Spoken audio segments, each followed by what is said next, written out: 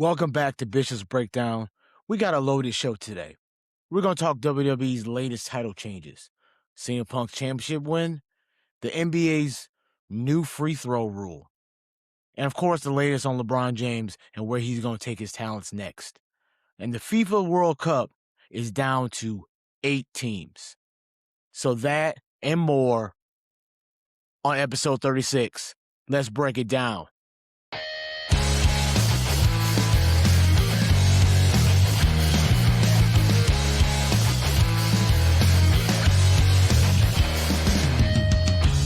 Hey everyone, it's Bishop. I got something special for you today.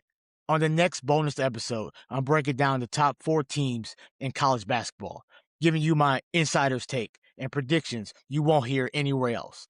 Plus, I'll dive into Vince Russo and John Cena's AEW talk and why he's crazy. No fluff, just straight analysis. This episode is exclusive to my Patreon supporters. For just a few bucks a month, you got bonus episodes like this, exclusive merch, and even a chance to ask me questions directly on a live Q&A session. So if you want in, join the crew now. The link will be in the description, and I'd love to have you on board and make sure you never miss the inside scoop. So break that down. We're back from the break, so let's talk WWE. Let's talk SmackDown. Cody Rhodes, #1 contender match against Jey Uso. Cody Rhodes advanced. Obviously. Why wouldn't he? So he facing Sami Zayn on Monday Night Raw. We're going to get to that in a minute. But did WWE make the right decision? Is Cody back on track to get another title shot? But this was a tape show, so it always feels flat. Very few surprises, not much storyline progression, not enough energy because the crowd was there for 3 hours for Raw, and then they expect them to have the same intensity on SmackDown when they tape the show for the 3rd, the day before 4th of July. Like, I don't understand. I know why they did it, but it just feels like they need to figure out how to make these shows more exciting for the people in attendance and for people like me watching it on TV. Like that's one of those things that they need to figure out because these tape shows are just terrible. I try to stay away from spoilers so I can watch it like it's live, but when you're watching it, it's just boring. And you're struggling to stay awake through boring. And like I said, hopefully now it's going to be back to 2 hours and I'm going to get to the new champion, but let's move on to Monday Night Raw. So not only did we have a new World Heavyweight Champion, but the Vision recaptured the Tag Team Championships against the Street Profits. All thanks to a newly turned heel, Maxxine Dupri. Hooray. Let's get out the fireworks. Let's party hats, and because that's going to make Vision...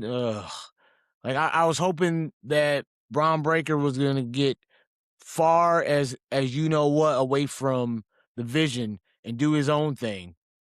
And Paul Heyman does his thing with Brock, and when Brock leaves, Paul Heyman just goes in the back. Because what's the Vision accomplished for any of the people in the Vision? Braun Breaker seems neutered at this point. Bronson Reed's hurt.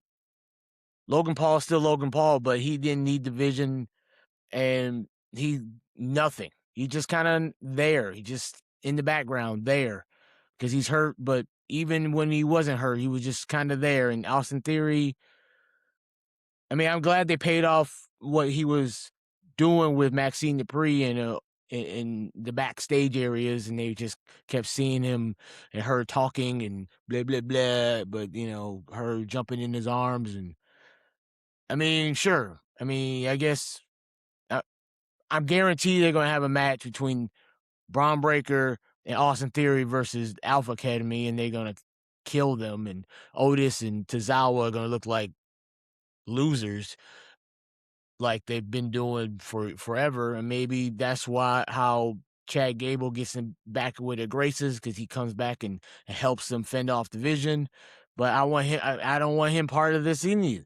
I want him to win that gauntlet match that's happening on Monday Night Raw this week or next week, and to go on to SummerSlam in his home state and take the Intercontinental Championship from Penta, because after all his work he did with the mask on as El Grande Americano, he definitely more than ever deserves to be a singles champion, and IC title will look real dang good on Chad Gable's waist.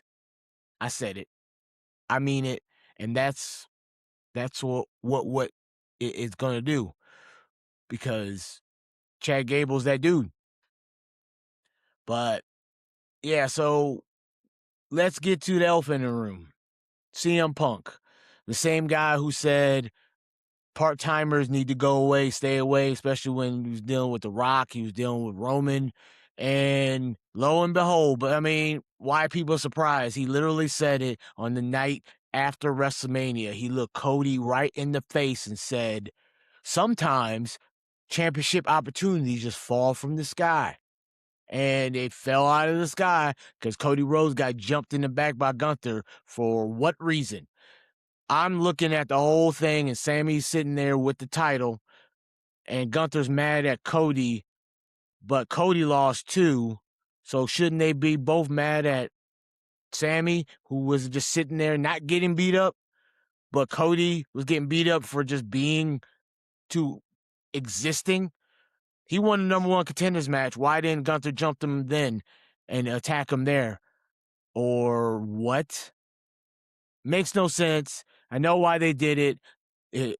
Take Cody out of the equation, enter CM Punk, have him beat Sammy, and now Cody doesn't have to pin Sammy, or Sammy beat Cody again, because like they've been saying on TV, because when they say it on TV, that's what they're going to do, the Golden Boy. And SummerSlam is going to be CM Punk versus Cody Rhodes. Honestly, it should be a triple threat, because if Cody gets a rematch because he lost fair and square, Sami Zayn should get a title shot. He held the title for 9 days. Couldn't even give a man 2 weeks. Could only give him 9 days. But like I already said, CM Punk in Chicago is champion once again. Is this the right move? Probably. Because I know they want to stack this SummerSlam show. Ticket sales aren't as great as they hoping for. CM Punk, Cody Rhodes, big time match. But Sammy needs to be part of that match somehow, some way. But not a guest referee. He should be in the match.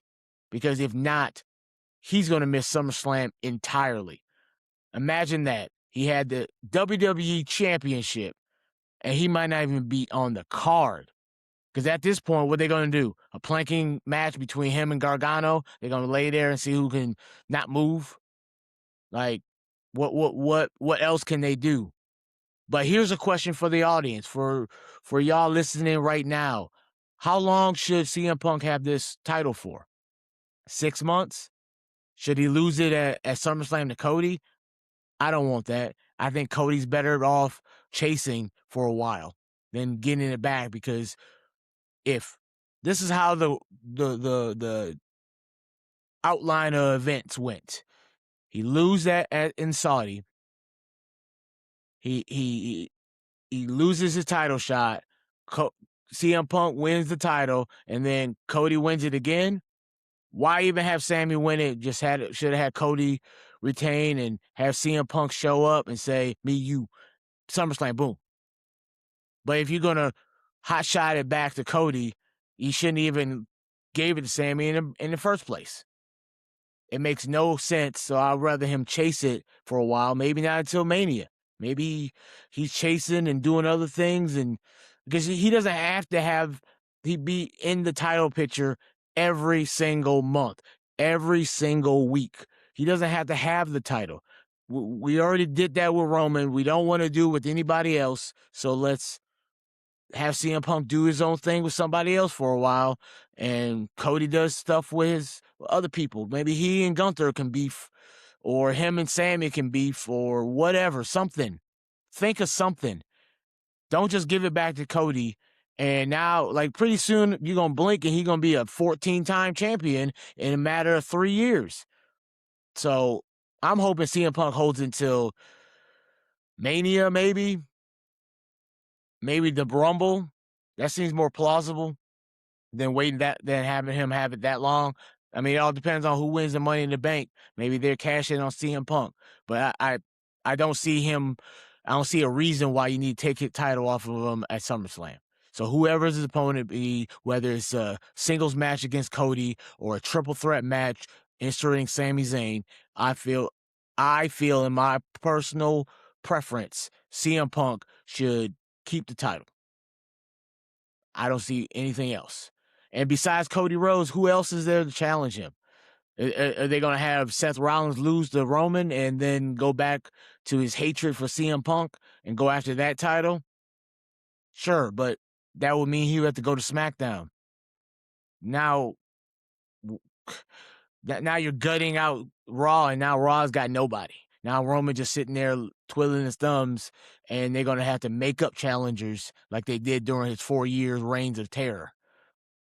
You know, and Gunther, he cooled off a lot, so I'm just saying, looking at how they want to do on SummerSlam, how they want to sell tickets, how they want to do these things at Minneapolis, Minnesota, in SummerSlam, 2 nights, is CM Punk the right champion?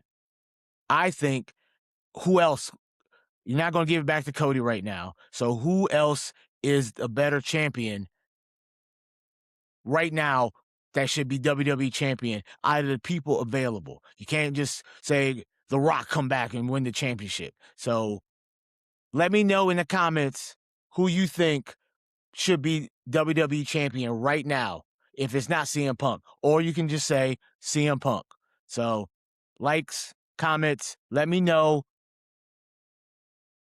And, you know, CM Punk is doing that thing. So we're going to take another break, and we're going to come back, and we're going to talk NBA free throw rule. We're going to talk about LeBron James. We're going to talk World Cup. So remember that, and let's come back better than ever. This episode is brought to you by W Energy, the clean energy drink mix built for gamers, creators, and grinders like us. No jitters, no crash, no artificial dyes, just smooth, long-lasting focus whenever I'm breaking down WWE storylines, debating NBA, or just recording late at night. It's zero sugars, packed with vitamins and nutrients, and it actually keeps you locked in without the shaky feeling. Head to w.gg and use code Bishop's Breakdown at checkout and save 10%. So level up your energy, and let's get back to the breakdown. And thanks for supporting the show. We're back. So let's talk the new NBA free throw rules. I posted a video a couple days ago letting you know what the changes are. They're getting rid of, if you get fouled for a 2-point shot, you miss it, you get 2 free throws. They're not doing that no more. You don't get 3 free throws, you get 1. And based on how you got fouled, that's what the free throw is. So if you make it and you got fouled doing a 3-point shot and you make that 1 free throw, it's worth 3 points. If you miss it, you get nothing. They claim they're doing it to speed up the game, to be less downtime, more action. But I don't think it's going to be, I think it's going to be unattended consequences to it. I think teams are gonna find out how to abuse this system, and that could change the game. I mean, imagine being down by 3, and now they're just chucking up 3s so they can get fouled, because all they got to do is make 1 free throw, and now they're either tied or they could be winning. Say they're down by 2, and they chucking up 3s, and they do the James Harden, and they come down and boom, fouled, knowing dang well that he's not even making that shot. But now he's fouled. They down by 2. He makes 1 free throw. Game over. Like, that could be bad, especially like in a playoff situation. Say it's game 7, tie it up. They drive, they chuck a shot up. They only got to make one free throw. Say they're down by one. And they make, could be back in the day, which is now it's going to be back in the day. You make one free throw, you got another one. Now you got that pressure. Especially if you're down by one, you make that one, it's tied up. If you miss it, y'all go to overtime. If you make it, you win the game for your teammates. Now you just got to make one free throw. I know they're testing it right now in the NBA Summer League. I haven't had a chance to check out any of the games, but tune back to my channels, and you'll see my thoughts on that, because I want to see with my own eyeballs and see how it changes the flow of the game. Because as of right now, it could be really bad, a really bad thing for the NBA. And I could see teams abusing this and making weird decisions because they know if they chuck up a random three and get fouled and miss a shot, they only need to shoot one free throw and they got 3 points. It puts less pressure on a coach to figure out how to come back from down by 3. Because now you just need to get in a situation to get fouled during the shot. Not necessarily, we got to go for a 3 and make it. Like in the game circumstances, say there's like a minute left of the game, they're down by 4. They chuck up a 3, they get fouled, they shoot one free throw, they foul the other person, they shoot their free throws. Now a 3 will tie it.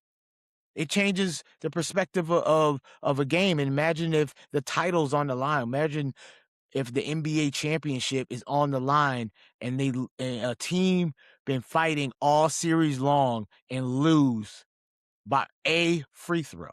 Single free throw that's worth 3 points or 2 points or whatever it may be.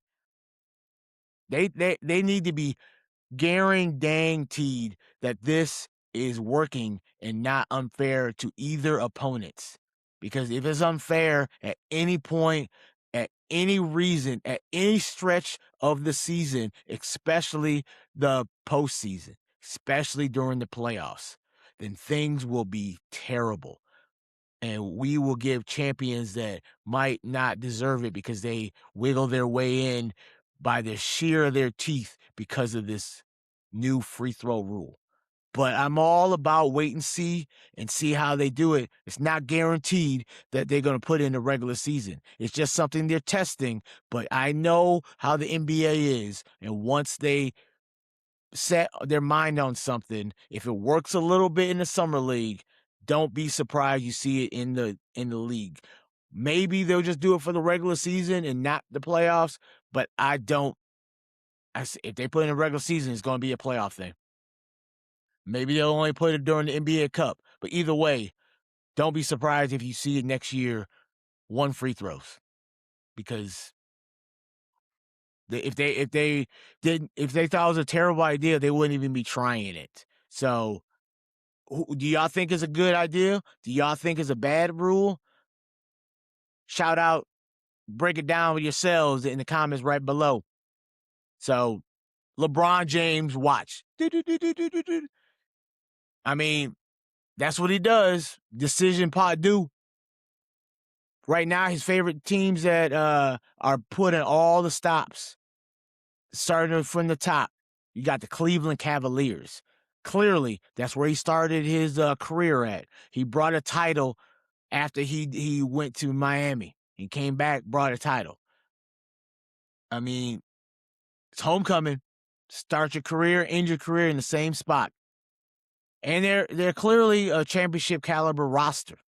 They still got Donovan Mitchell. I don't know about James Harden, but they were hiccups away from being in the position that the Knicks were in. Maybe the only thing they needed was a LeBron James. The next team, the 76ers. They got rid of dead weight and Paul George. They got Joel Embiid. They got Tyrese Maxey. Now they got Jaylen Brown. Tyrese Maxey has the exact same agent as LeBron James. You put LeBron James in there, that's a win now opportunity. He fits perfectly with the roster they have right now. Edgecombe, like that core is real nice. So I could see him going there too. And the last but not least, going back to Miami. He went there before, because remember, I'm taking my talents to South Beach. It's a reunion with Coach. You know, he loves the Heat culture. Pat Riley and them. They just got this one guy. I think you heard of him, Giannis Antetokounmpo. Maybe his final ring is with the Miami Heat, hooking up with Giannis Antetokounmpo and Bam Adebayo. So my prediction is he's going home. He's going to Cleveland. You know, like I get it. He could go to Sixers, but honestly, if he goes to the Cavs and wins a title there, I think it means a lot more than if he goes to the Heat or goes to the Sixers. For his legacy, for what he wants to do, I think LeBron James, ending his career, giving another title to his hometown of Cleveland, Ohio, means a lot more to him and to his legacy than finding another super team and hoping for the best. Because nothing's guaranteed. Just because it looks good on paper don't mean that he's guaranteed going to win a title if he goes to another team besides Cleveland. That's the reality of things, and that's my reality. So moving on to the World Cup, let's talk Team USA. We all know they got eliminated by Belgium. They simply didn't play like they wanted to win the game. They did things uncharacteristic of how they were playing the entire tournament. Like, they just was happy to be there, and they just let it slide. And Belgium, you know, they took advantage, and it was terrible. Like, they didn't create shots. They didn't finish chances. They gave up dumb turnovers in spots that they shouldn't have. Goalkeeper were making mistakes that he hasn't made all cup tournament long. So I thought it was a whole new team, but they will improve. They got 4 years to make this team tight and ready, but this was a big chance to win on your home soil, to go farther than you ever have in team history. They have never gone beyond the round of 16, and they just let it slip away. And now they have to wait 4 more years, and hopefully they can proceed and, you know, give it their all and move past for once in their team history to go to the round of 8 or the semis or the finals. Like, gotta make steps. But like I said, this was a good year. This was a perfect opportunity, the way they were playing, the way the crowd was behind them in their home stadiums, the Seattle's and LA and all that, New York. So it was disappointing, but off to a winner. Kylian Mbappe of France. This guy is incredible. Like, he's one of the best players in the world, hands down. He's young. He dominates on the biggest stage all the time. Like, Team France looks every bit of a World Cup champion. If they move on to the finals, that's 3 straight World Cups that they've been involved in the finals. The first one, they won. Second one, they lost on PKs to Argentina. And now there could be a third one. And Mbappe has played 20 games, and he scored 20 goals total in the World Cup.